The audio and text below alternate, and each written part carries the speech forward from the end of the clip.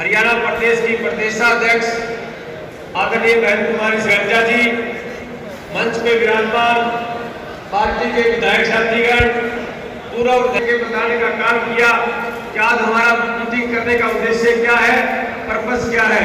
और आप भी भली भांति जानते हैं कि दर और दीवार व्यक्ति की जहां भी ड्यूटी लगाए वो पूरे ईमानदारी से अपने जोन में, अपने गांव में अपनी ड्यूटी का पूरी तरह से निर्वाह किए और पवन बेनीवाल और कांग्रेस पार्टी के जीत के अंदर अपनी आहुति डाले, क्योंकि जेजेपी और बीजेपी के लोग नकाब की तरह चेहरा बदल बदल के आपके सामने आएंगे और लोगों को हर तरह से गुमराह करेंगे। मुख्यमंत्री जी कह रहे रखवाड़े बयान से माफी मांगी है।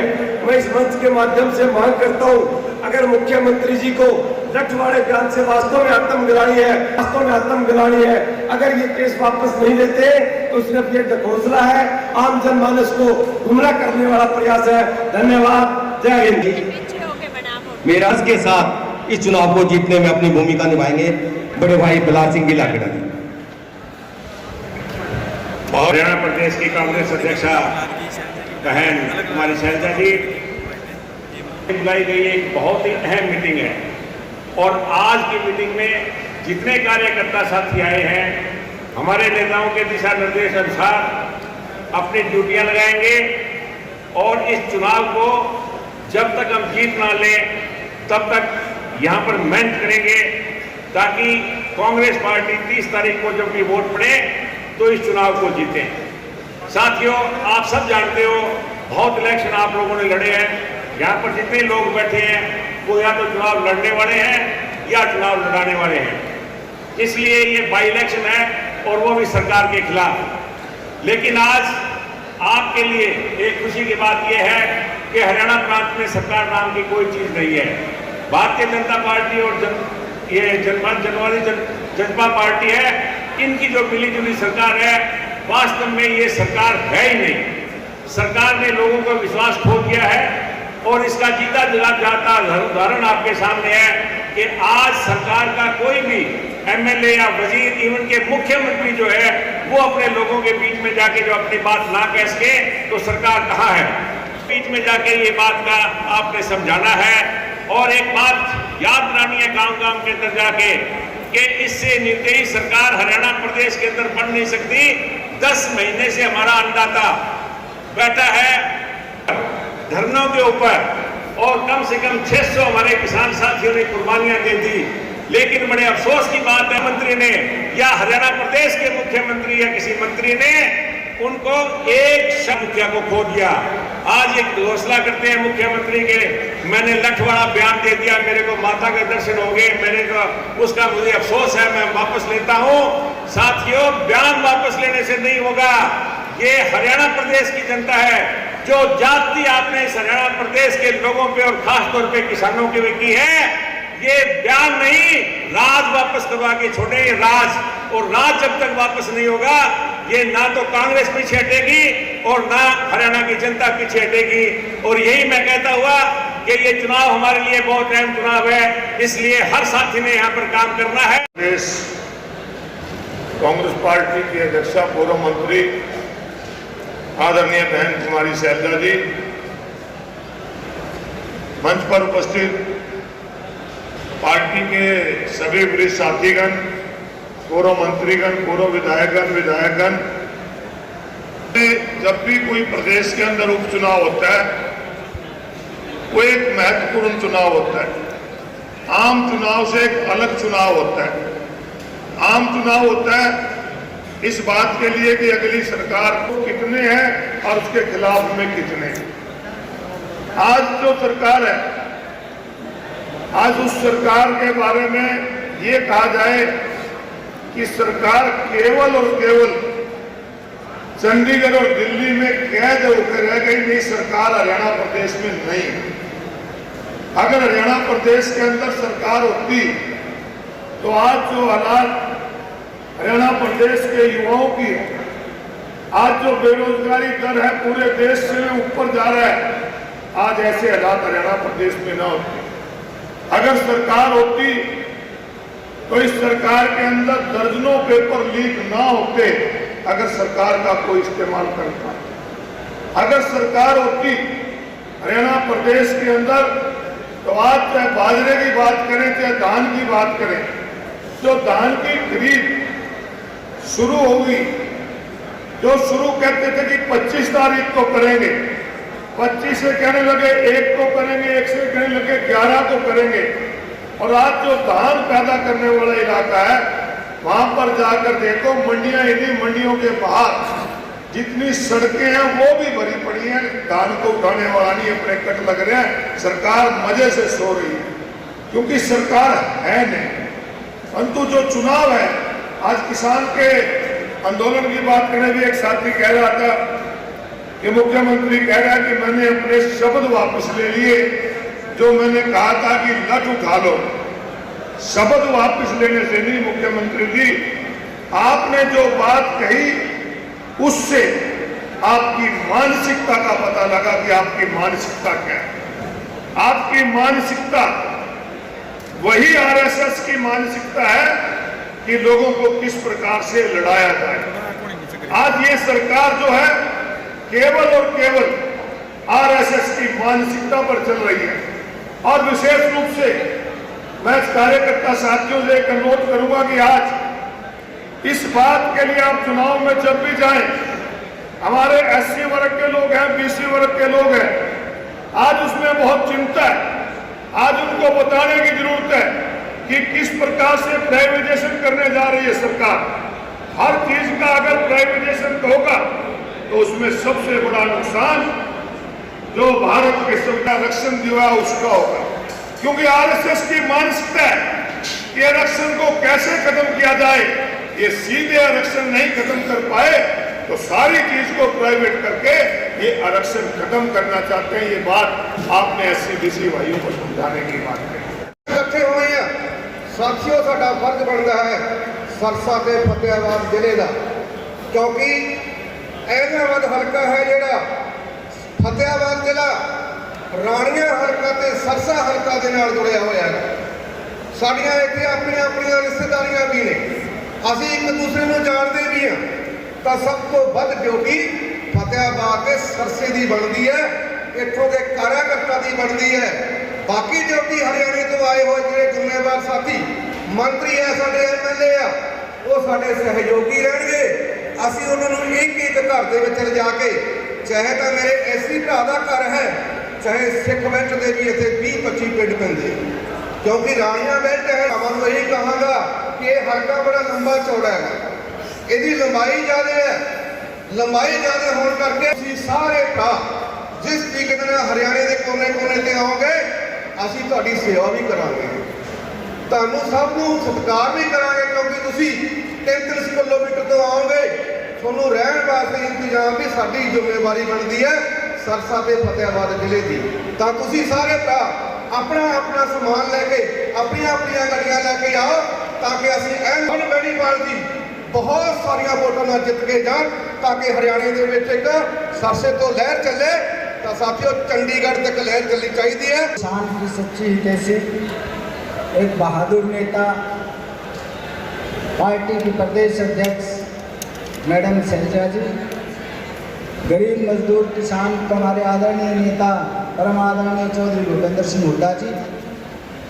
पार्टी और मुद्दे बहुत हैं, मुद्दा महंगाई का भी है, मुद्दा कानून व्यवस्था का भी है, लेकिन जो चुनाव एलनाबाद का लड़ा जा रहा है वो मुद्दा है किसान के कानून का मुद्दा। ये सारे मुद्दे आप भी जानते हैं और हम भी जानते हैं।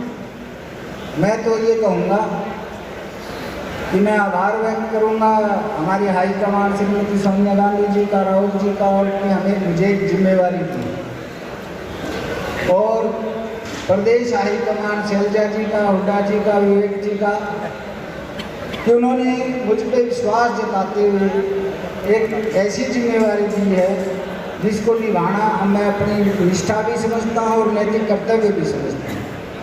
तो मैं तो आपको भी और पार्टी के सभी नेताओं को ये विश्वास दिलाता हूँ कि अपनी मेहनत से, पूरे जोर शोर से और ईमानदारी से काम करूँगा। और एक मन की बात बताऊँ, इधर हुड्डा साहब भी सुन रहे हैं, शैलजा जी भी सुन रहे हैं, और आपको बताऊँ भाई गली मोहल्ले में सुनते रहते हैं। बात बताऊं, आज कांग्रेस पार्टी की चर्चा है और हमारा उम्मीदवार पवन जीतेगा, ये गारंटी की बात है। बस इतना ही कहना चाहूँगा। आप सबका बहुत बहुत धन्यवाद। जय हिंद। आपके लिए, हमारे लिए, पार्टी के लिए, देश की राजनीति के लिए एक अहम चुनाव है और इस चुनाव को हमें एकजुट होकर संघर्ष करके जीतना होगा। जहाँ तक आपके सामने कुछ मुद्दे, 3 तस्वीरें आपके सामने हैं। 1999 से लेकर 2005 अप्रैल और मार्च तक INLD का राज था और उस 5 साल में इस ऐलनाबाद, जो पुराना दड़बा और अब ऐलनाबाद कहलाता है, उसका थोड़ी तस्वीर तो उठा के देखना, कोई काम हुआ तो नहीं हुआ। और अब जो 2014 से 7 साल का ये कार्यकाल, इसकी भी तस्वीर। और एक वक्त था 2005 से लेके 2014, जब हरियाणा के अंदर आदरणीय विकास पुरुष चौधरी भूपेंद्र सिंह हुड्डा मुख्यमंत्री थे और उसके नेतृत्व में कितना काम हो आप गवाह हैं। आप मुझे बताएं 2000 ट्यूबवेल कनेक्शन की क्या हालत आपके सामने है। और उस वक्त आदरणीय चौधरी भूपेंद्र सिंह हुड्डा के कांग्रेस के राज में 7 दिन के अंदर ट्यूबवेल कनेक्शन मिल जाया करते थे। 16 दिन। हमने बहुत से ऐसे मामले देखे हैं, अदालत के फैसले आ जाते हैं, लोकसभा और विधानसभा के स्पीकर जब तक उसकी पूरी जांच ना कर लें, कोर्ट का आदेश उनके पास ना आ जाए, तब तक वो बर्खास्त नहीं करते। लेकिन उन्होंने अविश्वास प्रस्ताव के भय से उन्होंने हमारे कांग्रेस पार्टी के विधायक को बर्खास्त कर दिया और एक योजनाबद्ध तरीके से इंडियन नेशनल लोकदल के विधायक अभय सिंह जी ने इस्तीफा दे दिया। अगर इस्तीफा ही देना था, देखिए हमें आज हम आपके बीच में क्यों खड़े हैं? आप गांव-गांव जाकर के ये कह रहे हैं अब ना हमारा विधायक जितवाओ। वो विधायक किसके काम के लिए होता है? ये गोटे नवाने के लिए, ब्याह शादी में गमले की तरह रखने के लिए नहीं। MP MLA की नैतिक जिम्मेवारी है, संवैधानिक जिम्मेवारी है। वो लोकसभा विधानसभा में MP है, लोकसभा में MLA, विधानसभा में बोले। तो इस ऐलनाबाद विधानसभा क्षेत्र का विधायक एक षड्यंत्र के तहत भारतीय जनता पार्टी की सरकार और गठबंधन की सरकार के साथ मिलकर के रिजाइन कर गया। मैं दावे के साथ कहता हूं, यदि अभय सिंह चौटाला इस्तीफा ना देता और प्रदीप चौधरी को बर्खास्त ना करते तो हरियाणा प्रदेश की सरकार उसी वक्त फ्लोर ऑफ द हाउस लेती चौधरी भूपेंद्र सिंह हुड्डा विश्वास प्रस्ताव लाए थे। क्योंकि उन निर्दलीय विधायकों ने, उन जच्चा बच्चा के विधायकों ने विवश होना पड़ता, जनता को जवाब देना पड़ता कि वे आप किसके साथ। जब 2 विधायक हमारे चले गए तो हम विधायक ने सोचा कि भाई अब तो बात बनने वाली नहीं होगा सा, तो इसलिए हमने सरकार से भी टोकरा। आज वही अब ऐसे ये कहता है कि अविश्वास प्रस्ताव नहीं लेना चाहिए था। तो यानी कि सरसा के लोगों में आपसे एक बात विनम्रता पूर्वक कहना चाहूंगा, वैसे तो जच्चा बच्चा भाजपा ये सारा सौदा एक है कि नहीं है? तो अगर इसको भ्रम को तोड़ना है, जिस तरीके से चौधरी भूपेंद्र सिंह हुड्डा ने अविश्वास प्रस्ताव लाकर के इस भ्रम को तोड़ा, चाहे जच्चा बच्चा हो चाहे लोकदल हो, दोनों बीजेपी के हैं, उस भ्रम को तोड़ा। भाई कौन किसान के साथ है, कौन किसान के खिलाफ है, पता लग गया सब। और अब जब अभय सिंह ने इस्तीफा दे दिया, चलो अच्छा काम करा, उंगली कटा करके बहुत शहीद होते, राजनीति में खास बात नहीं। महत्वपूर्ण मीटिंग बुलाई गई जिसमें तमाम हमारे सीनियर नेतागण पहुंचे। तो मैं तो आपसे यही अर्ज करना चाहूंगा कि पूरे हरियाणा के साथ साथ कालावाड़ी, रानिया, डब्बाड़ी, ऐलनाबाद के भी साथी आए हैं, इनकी थोड़ी सी जिम्मेदारी और ज्यादा बन जाती है। तो अगले जो 15-20 दिन है वो सब अपने काम भूलकर, परिवार के घर के काम किसी न किसी के जिम्मे करके आप इलाहाबाद हल्के के गांव-गांव में बैठ जाइए। तमाम साथियों की ड्यूटियां, जिन साथियों की ड्यूटियां लग चुकी है, उसके अलावा जिनको अभी पता नहीं है कि हमारी ड्यूटी कहाँ है, तो वो पता कर लें और उसी गांव में बैठकर, जिस गांव में ड्यूटी है, पहले अपना वो गांव संभाले, उसके बाद अपने रिश्तेदारी भाईचारा दोस्त है उसके पास जाए और ये जो महत्वपूर्ण चुनाव है उसको जीतने का काम करें। और ये तभी जीता जाएगा जब आप अपनी जो शक्ति है, वो जो ताकत है, वो पॉजिटिव दिशा में इलाहाबाद हल्के में लगाएंगे। और आपके पास जीतने के लिए बहुत से मुद्दे हैं, तमाम नेताओं ने बताए किस प्रकार के हालात है, किस प्रकार से एक आदमी ने एक सीट पर अपना त्याग किया क्योंकि मुख्यमंत्री बनने का वो स्वप्न ले रहा है, किस प्रकार से वो, मैंने कहा कि अपनी बंद गाड़ी को चलाने के लिए कोई मौका नहीं था तो उन्होंने इस्तीफा दिया। किस प्रकार से हमने देखा कि किसान नेता भी कह रहे हैं, जो सीनियर नेता हैं वो भी कह रहे हैं कि किसने कहा कि आप इस्तीफा दें, अगर बोलना था तो विधानसभा के अंदर बोलते, किसानों की आवाज बनते। तो इन तमाम मुद्दों को लेकर आपने जाना है। और किस प्रकार से एक तरफ आपके सामने 31 विधायकों की बोल है और आने वाली सरकार जो कांग्रेस पार्टी आ रही है उसका मार्ग प्रशस्त करना है आपने, कि इन बातों को आपने लेकर आपने इलाहाबाद के अंदर जाना है। तो इन तमाम बातों को मद्देनजर रखते हुए आप लोगों ने जाना है। एक अंतिम बात कह के अपना स्थान लूंगा, क्योंकि सभी हमारे सीनियर नेताओं को सुनने के लिए आए हैं, हमने यही रहना है, बहुत लंबी चर्चा, लंबी बात करनी है। यहाँ कालावानी के भी बहुत से साथी आए हैं। आंदोलन जीवी उनको कहा, परजीवी कहा, यानी कीचड़, और यहाँ तक यहाँ के मुख्यमंत्री जी ने कह दिया कि इनके सिर में लठमारो, इनको मवाली कहा, आतंकवादी कहा, क्या क्या संज्ञा नहीं दी जिन्होंने किसानों का अपमान ना किया। तो हमारा मुकाबला भाजपा और बीजेपी से बिल्कुल नहीं है। मुझे बात बिल्कुल अच्छी लगी, कई साथियों ने कहा कि अभय सिंह चौटाला जी ने आखिर इस्तीफा किस लिए दिया था। अगर उन्हें कुर्बानी देनी थी अपने एमएलएशिप की तो दोबारा चुनाव लड़ना नहीं चाहिए था। और अगर वो जिस तरह यहाँ पर जयप्रकाश जी कह रहे थे कि अगर वो एमएलए रहकर किसानों की आवाज उठाते, विधानसभा में लड़ते और अविश्वास प्रस्ताव का समर्थन करते तो उससे पूरे विपक्ष की ताकत बढ़ती। उन्होंने जो है इस्तीफा देकर, मैं समझता हूं, एक बहुत बड़ा विश्वासघात किया विपक्ष के साथ। आज जो है हमारे यहाँ के किसान पहले बहुत खुश हुआ करते थे, अब उनकी बोनस जो है 600 रुपये कर दी थे, 2250 में बाजरा खरीदते थे। आज हमारे यहाँ का किसान भी नामद हो गया और हमारे यहाँ भी 2-3 टोल फ्री कर दिए हैं। और किसान को पता लग गया है कि जो हालत आप लोगों की थी उससे बुरी हालत आज हमारे जो दक्षिणी हरियाणा के किसान है, आज उनका बाजरा खरीदने वाला कोई नहीं है, इधर धान खरीदने वाला कोई नहीं है।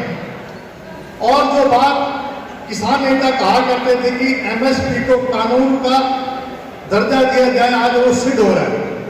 तो मेरा ये कहना है कि आज आपकी जो लड़ाई है वो इस बात को लेकर है कि किस प्रकार से इस सरकार को, अगर आप लोग इस चुनाव में पवन बेनीवाल जी को जिताते हैं तो विपक्ष की जो है ताकत बढ़ती है। अभय चौटाला के बनने से वो कभी भी कांग्रेस के साथ नहीं रहेंगे, वो बीजेपी के साथ जाएंगे। ये बात बिल्कुल सही कही। यहाँ पर शाही रामजी सहारण एक्स सरपंच, प्रभुराम बेनीवाल पूर्व चेयरमैन, श्री रमेश बेनीवाल पूर्व सरपंच, श्री करनी सिंह सधु पूर्व चेयरमैन, दौलत राम सधु पूर्व सरपंच, श्री बद्री नारायण शर्मा इलाहाबाद से ज्वाइन कर रहे हैं। कांग्रेस परिवार की ओर से बहुत बहुत हार्दिक अभिनंदन, स्वागत। और मुझे उम्मीद है इलाहाबाद चुनाव के अंदर इनकी ज्वाइनिंग एक अहम रोल अदा करेगी और कांग्रेस के प्रत्याशी पवन बेनीवाल को अधिक से अधिक मतों से जीता। बोला वो भी आज ज्वाइन कर रहे हैं। कांग्रेस परिवार में उनका हार्दिक स्वागत। मैं शीशपाल कहरवाल अपने पद से विस्तृत न हो, यही वीर पुरुष का लक्षण है। ऐसे व्यक्तित्व के मालिक है जो कांग्रेस कमेटी के सचिव है हरियाणा के कांग्रेस के प्रभारी हमारे भाई विवेक मित्तल जी, हरियाणा प्रदेश कांग्रेस कमेटी के अध्यक्ष बहन शैलजा जी व सभी उपस्थित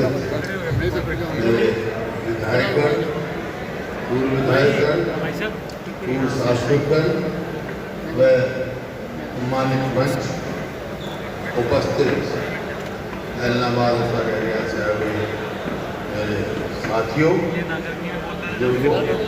साथियों सामाजिक शक्ति 5 साल के लिए आपने अभय जी को भेज रखा था और उपचुनाव क्यों हुआ और अब क्या परिस्थिति है।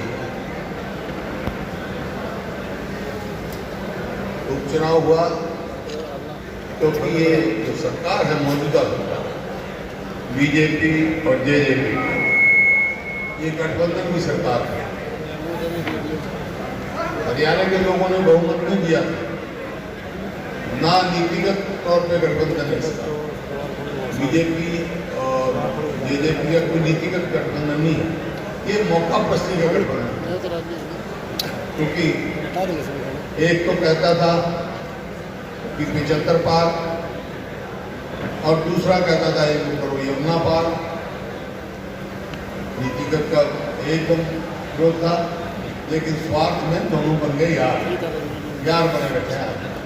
कोई हरियाणा के हित के लिए नहीं, हरियाणा के लोगों के लिए नहीं, हरियाणा के किसान मजदूर के लिए नहीं, जिनका नाम लेके वोट दिए, सिर्फ अपना स्वयं का स्वार्थ। और आज हरियाणा में जो स्थिति है, किसी चीज की लगाओ, आप महंगाई की लगाओ, किसान की प्रगति लगाओ। अभी मैं आज करावड़ी मंडी में गया, धान पूरा मंडी भरी पड़ी, धान 1 लाख क्विंटल धान मंडी में। और खरीद जो करनी चाहिए थी 15 सितंबर से इनको, हम 25 को करेंगे, फिर हम 1 को करेंगे, 9 को करेंगे, दबाव बड़ा बीच करा। 1 हफ्ते से ज़्यादा होगा खरीद करें। वायदा ये 72 घंटे में हम पेमेंट देंगे किसान को। 7 दिन हो गए, 1 पैसा नहीं और ना लिफ्टिंग हो रही। मजदूरी पहली दफा देखा मैंने, हर बार ही जब भी आती है गवर्नमेंट मजदूरों की मजदूरी बढ़ती है, ये पहली दफा मजदूरी घटी। आड़त घट गई और किसान की आमदनी घट गई, लागत बढ़ गई, आमदनी घट गई। कानून व्यवस्था का आपको मालूम ही है। आपके पड़ोसी प्रदेश में देखा, उत्तर प्रदेश में क्या हुआ, जहाँ प्रियंका जी गई, किस प्रकार से बेकसूर किसानों को रोका गया। मतलब वहाँ पर जाता तो नाम की नहीं है, तो पुलिस स्टेट बन चुकी है और पुलिस स्टेट का प्रजातंत्र में कोई स्थान नहीं। हरियाणा में भी कानून व्यवस्था की ऐसी ही परिस्थिति है। आज ऐसा प्रतीत होता है हरियाणा में सरकार ही नहीं, जो प्रदेश 2014 में हमने प्रति व्यक्ति आय, प्रति व्यक्ति निवेश में नंबर 1 था। और यहाँ मेरे बहुत सारे भाई हैं, किसान भी हो गए, यहाँ व्यापारी भी हो गए, उनको सबको मालूम है।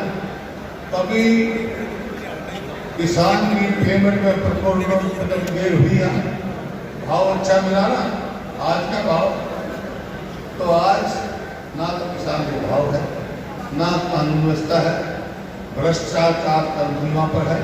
हाँ, नंबर 1 हरियाणा था, आज नंबर 1 किसी में है, बेरोजगारी में, और अपराध बढ़ रहा है। किसी में नंबर 2 पर है देश में, कहीं नंबर 3 पर है। आपस में विश्वास दिला। और ये जब चुनाव हुआ, चुनाव होने के कारण तो आपने बताया कि अभय जी ने इस्तीफा दिया। क्यों दिया? जब ये सरकार फेल होगी, हमने कहा था 2 साल के बाद 2 साल का मौका देंगे इस सरकार को कि कुछ करके दिखाएगी, अच्छा काम करेगी तो अच्छा कहेंगे और नहीं तो इनकी निंदा करेंगे। जब कुछ नहीं किया तो अविश्वास प्रस्ताव हम लेके आए और अभय चौटाला जी इनसे मिले रहते थे। अब देखा कि वोट देनी पड़ेगी, वोट नहीं देगी तो एक्सपोज हो जाएंगे, तो इस्तीफा अविश्वास प्रस्ताव देते ही वोटिंग से पहले इस्तीफा दे दिया। किस बात पे दे दिया? ये कहा कि मैं इस्तीफा दे रहा हूँ, तो 3 जो कृषि कानून लेकर आई है केंद्र सरकार, ये किसानों के हित के नहीं है और जब तक ये कानून वापस नहीं होंगे हम चुनाव नहीं लड़ेंगे। उन्होंने कहा इस्तीफा दे दिया, सीट खाली हो गई। तो उनसे मेरा एक सवाल है भाई, जब क्या वो कानून वापिस हो गए क्या दोबारा चुनाव हो गए? जिस वजह से दिया था चुनाव कहकर, क्या वो कानून वापस हो गए? और एक अभी 2-3 दिन पहले बयान आया था एक उनका, उन्होंने कहा कि भैया भूपेंद्र सिंह हुड्डा और कांग्रेस अविश्वास प्रस्ताव ले आए, नहीं तो सरकार गिर जाती। अब तो 6 महीने का इनको जीवन मिल गया है सरकार, इस वजह से कि इधर अविश्वास प्रस्ताव 6 महीने से पहले नहीं आ सकता। तो भाई वैसे तो कोई चांस है नहीं, लेकिन एक सवाल मैं पूछ लेना, आपने चुनाव में आए तो आपके वोट मांगने, तो वैसे तो कोई 0% चांस होता दोबारा बनने, लेकिन 1% आ भी जाए तो सवाल ये पूछ लियो भाई, अगर कोई आपका फिर बन गया 6 महीने के बाद तो भूपेंद्र सिंह हुड्डा फिर अविश्वास प्रस्ताव होगा, फिर तो इस्तीफा देकर नहीं आ जाएगा, ये कोई बात है? क्योंकि वोट उसका तो ये कोई मैंने देखा कभी भी नेता विपक्ष रहे वो सरकार के खिलाफ बोले कोई ऐसा काम नहीं किया। दूसरी तरफ राजनीतिक तजुर्बा है मेरा भी बहुत, मैंने अपने जीवन में भी देखा गठबंधन हो जाती, पार्टियों के गठबंधन बनके सरकार बन जाता है, लेकिन जब चुनाव आता है गठबंधन से कोई भी सरकार हो तो गठबंधन के जो हिस्सेदार होती है पार्टियां, उनका किस बात पर झगड़ा होता है कि हम लड़ेंगे भाई, एक पार्टी के दूसरी करेंगे हम लड़ेंगे, हम इतनी से लड़ेंगे। ये पहली बार देख रहा हूँ बीजेपी वाले जेजेपी को तू लड़ रहे, बीजेपी वाले तू लड़ रहे, हम भी लड़ते हैं। ये तो मैंने पहली दफा देखा जीवन में, ऐसा काम तो जीवन में पहली दफा देखा। तो ये सामने आपके सामने हमारे दोनों एक्सपोज हैं और आपके सामने चुनाव है, इसमें कांग्रेस पार्टी के हमारे उम्मीदवार खड़े हैं। 36 बरादरी की आज घर वापसी हुई है। श्री जगदीश नेहरा जी पूर्व मंत्री, रणधीर जी न्यास बैठे हैं, भूपेंद्र गंगवा जी भी बैठे हैं, बाकी जम्मू भी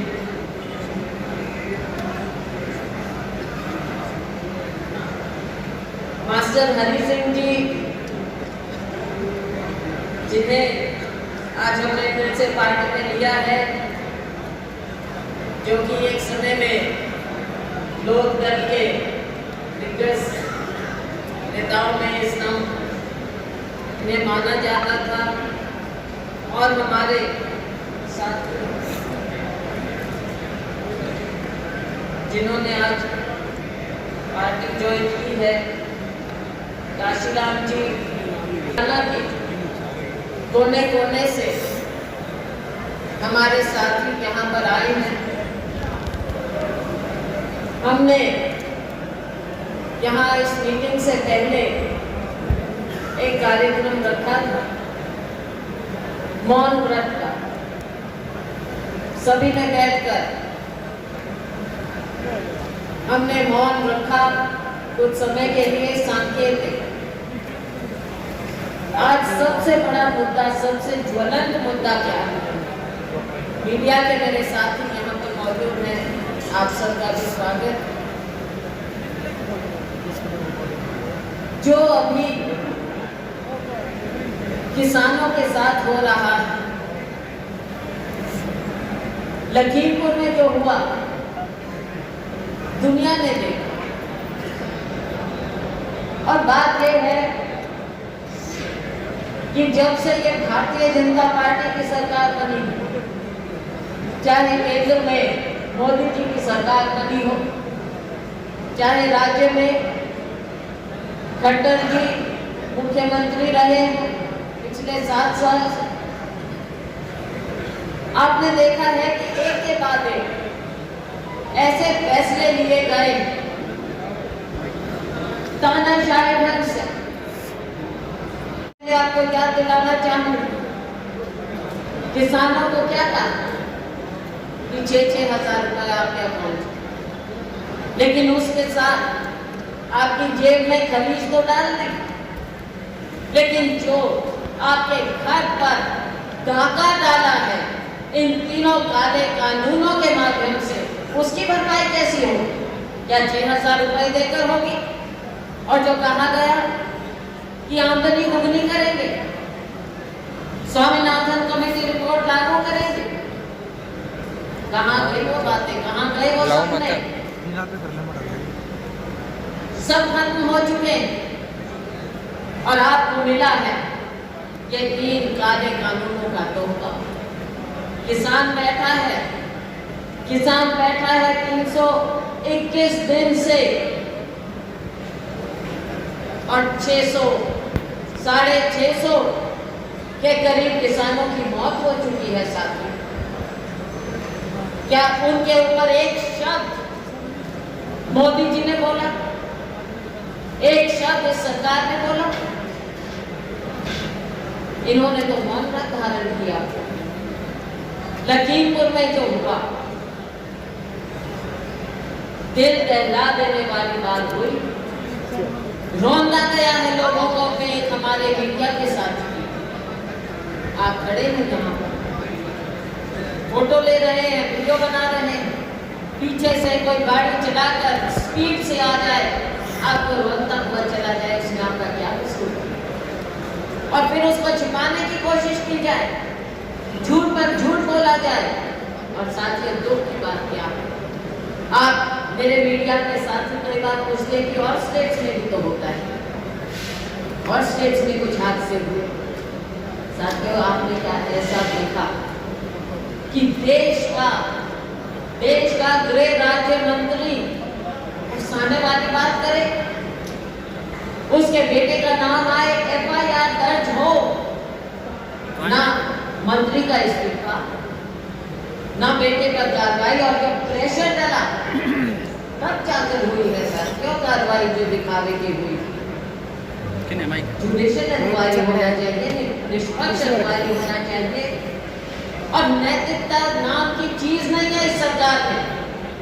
इनको शर्मसार होना चाहिए। उनका नाम आया, इस्तीफा तक नहीं, उन्हें बर्खास्त करना चाहिए गृह राज्य मंत्री। लेकिन न्याय कैसे मिलेगा साथियों? मासूमों को न्याय देने की जरूरत है। उनकी क्या गलती थी जो उन्हें ऐसे रोना गया? लेकिन ये भारतीय जनता पार्टी सरकार हमेशा दोषियों को बचाने में लगी रहती है।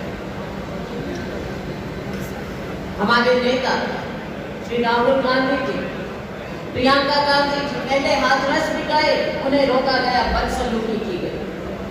अभी भी आपने देखा लखीमपुर जाते समय फिर बदसलूकी की गई, दुर्व्यवहार किया गया।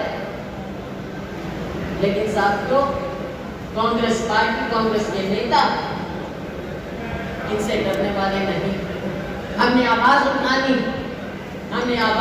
है लोगों की, हमने आवाज उठानी है मासूमों की, हमने आवाज उठानी किसान की, मजदूर की, गरीब की, हमने आवाज उठानी है बेरोजगार युवा की। इतनी ज्यादा किल्लत है, DAP में नहीं बनी, और ये हर साल का ड्रामा है सरकार, हर साल कमी होती है, हम आवाज उठाते और कहते नहीं कोई कमी नहीं, कोई कमी नहीं। इस बार फिर वही कहानी, वही ड्रामा। ना एमएसपी मिलती है साथियों। चीनी की हम बात करें, 1960 रुपए की पर्ची जरूर कटती है, पर्ची काट देते हैं, लेकिन मिलता कितना है? 1600 से 1700। बाकी कहाँ गया? इतना बड़ा घोटाला, घोटाले पर घोटाला। जब से ये भारतीय जनता पार्टी जजपा की सरकार बनी है, घोटाले पर घोटाले हो रहे हैं। चाहे शराब के घोटाले हो, चाहे रजिस्ट्री के घोटाले हो, चाहे किस तरह के घोटाले हो। जेबों पर डाका, ये शब्द भूलिएगा नहीं। सबकी जेब पर, सबके घरों में डाका डाला जा रहा है।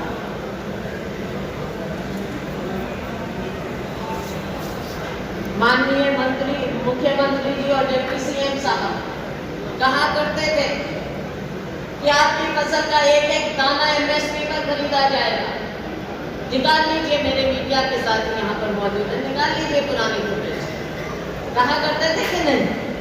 बता दीजिए कितना दाना एमएसपी पर खरीदा जा रहा है। सिवाय इस घोटाले के आपकी जेब में से इतना पैसा पहले ही छीन लिया जाता है। आज के दिन क्या खरीद होगी? ना उठान है, ना बारदाना है। हमारा मजदूर, गरीब से गरीब आदमी, महंगाई आसमान को छू रही है। उनको भत्ता बढ़ाने की उनकी मांग थी, आपने और कटौती कर दी। कहाँ जाएगा गरीब आदमी? इतने बहुत से मुद्दे हैं साथियों। प्राकृतिक आपदा आ जाती है, पहले आप गिरदावरी का ढोंग करेंगे और फिर मुआवजे का ढोंग करेंगे।